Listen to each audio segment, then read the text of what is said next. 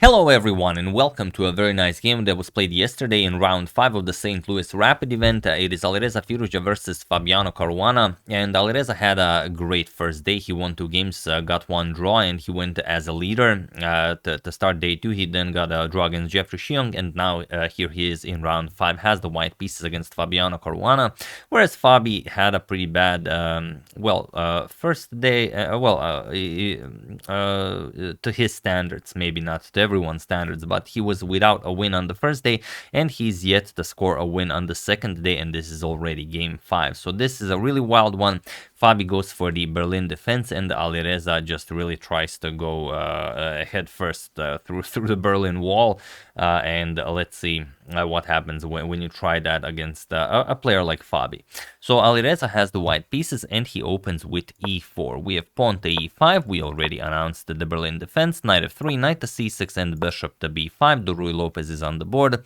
Knight to f6, the Berlin defense, and now d3.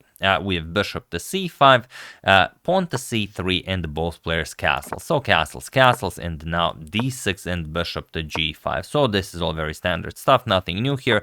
h6, chasing the bishop away, bishop h4, g5, bishop to g3, and now knight h5, putting pressure on the bishop here. Knight b to d2, and now queen to f6. And the position is a known one, and what's even more interesting is that even though Fabi is playing this with the black pieces, he scored a great victory against David Howell in the 2021 FIDE Grand Swiss with the white pieces from this position. In that game, Fabi started with bishop captures on c6. But here, Alireza does not play bishop captures on c6, and instead he plays pawn to d4. And interestingly, pawn to d4 is a new move, so already as of move 11, we have a completely new game. Now, it's a question whether Alireza mixed up lines or he really gave Fabi this tiny bit of an edge in order to try and create some sort of madness on the board. But the positions that arise now are simply spectacular. And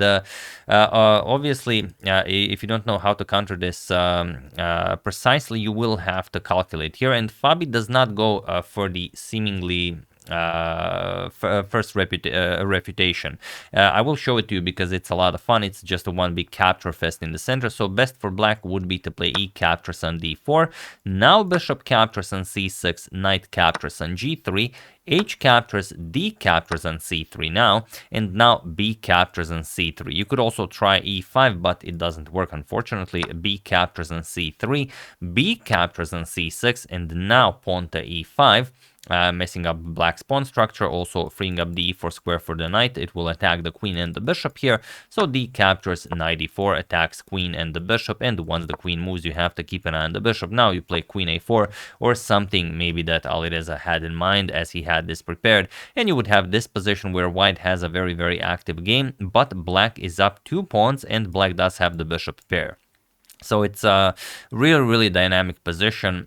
Who's to say what would happen if this occurred on the board? But a similar position did occur after d4. First, Fabi went for knight captures on g3, h captures, and now he just plays e captures on d4, bishop captures on c6, d captures on c3 now, and now he throws in a nice bishop captures on b7. So not b captures on c3 like we discussed here. Alireza goes bishop captures on b7. So he grabs one more pawn, but he also develops Fabi's light square bishop by doing so. So bishop captures, b captures on c3, queen captures on c3, and now just rook b1, putting pressure on that bishop on b7. And here, Fabi plays bishop to b6. Now the bishop is no longer hanging on b7. And if you look at the position now, Fabi 6 pawns, Alireza 5 pawns, and who's to say what is happening here?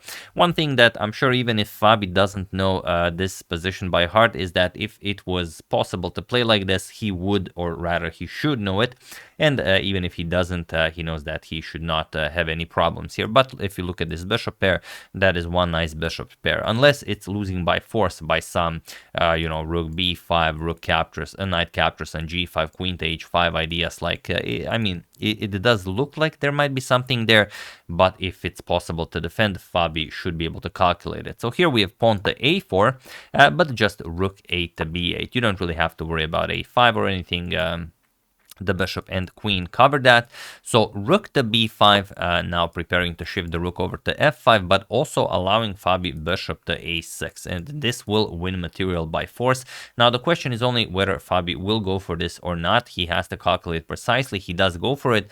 Bishop to a6, and now rook to f5. And now, can Fabi capture the rook on f1? If he can, then Alireza obviously is bluffing too hard. But if he can't, he might get checkmated. Some knight captures on g5, queen h5 action, and all of a sudden you're lost. So here Fabi accepts the challenge. He plays bishop captures on f1, and now Alireza has to take a moment to capture the bishop back with knight captures on f1. The problem with knight captures on g5, even though it looks very good, for example, if captures, then rook captures with check followed by queen h5, black doesn't really have to capture the knight. Black can just play bishop somewhere, and that's it. If you play queen to h5, just queen to g7, and everything is defended. This is defended, this is defended.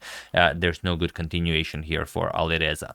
So knight captures on f1 instead, and now rook f to e8. And here the rook is no longer defending the f7 pawn, and this gives Alireza the idea that if he doesn't take the pawn on g5 now, he never will, and he's just going to be down material for the rest of the game, and he does go for it. Knight captures on g5. Fabi grabs it, h captures on g5, and queen to h5 by Alireza. Now with the threat of queen captures on g5, but also with the threat of queen captures on f7. So how can Fabi defend this? Well, here Fabi plays just a spectacular move, and that is bishop captures on f2. Look at this spectacular move.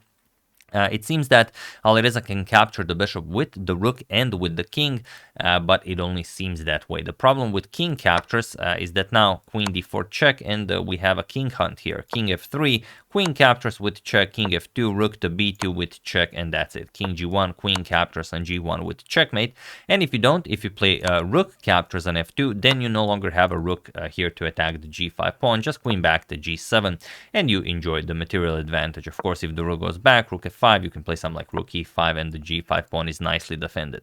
So instead, after bishop captures on f2, Alireza says, all right, you definitely have something there. I'm going to just move my king here, king h2, and now Fabi goes back, queen to g7. And what is this now? Now Fabi is inviting rook captures on g5, and this way Alireza can win the queen on g7. The problem is, if Alireza goes for this, Fabi just plays rook to e6, and this is the only winning move, so Fabi had to really find this one, rook to e6. Now the point is, if rook captures on g7 and king captures, you have there's no defense against the rook to h6 or rook to h8. The bishop covers g3 and g1. The king will have no square, so basically you will checkmate the white king. You have one check, queen, or rather queen to g4 check, but doesn't really matter. Rook g6. Now there are no more useful checks, and the next move, rook h6, and it's game over. There's no defending this position. So after queen to g7, Alireza has to again waste a move to capture material. Rook captures on f2, and now Fabi just plays rook captures on e4. Alireza repeats rook to f5, but now just rook to e5, and there really isn't a way for Alireza to continue playing this. He played knight to e3, but now just queen to h8. Fabi forces a queen trade, and he was in this position on move 26 that Alireza Firouzja resigned the game, as there is nothing more to be done here. Point is, the queens now get traded off. It doesn't matter if you capture or Fabi captures, for example, captures, and now how do you defend? You, of course, don't want to trade because you're down material. Also, your knight is hanging, and if you play rook f3, just rook b3, there's no stopping the trade. You're going to have to move the knight, just captures. Now it's a clean rook against the knight. Also, Fabi is up 2 pawns. This is an easily winning position for him. So it's hard to say if Alireza missed bishop captures, and then d4, or is d4 some sort of a cool new way of trying to provoke the Berlin players into weakening their positions a little bit.